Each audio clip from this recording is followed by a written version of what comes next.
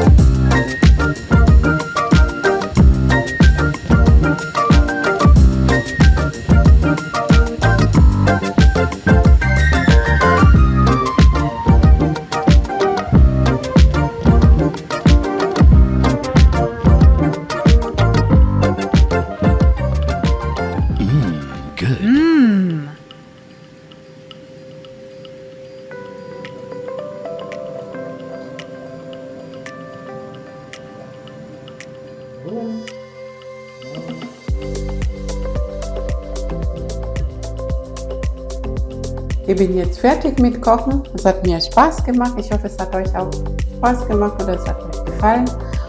Und es gibt jetzt bei uns das Abendessen mit Reis und nachher serviere ich mit Avocado. Ich freue mich auf euch nächstes Mal wieder. Bis dann.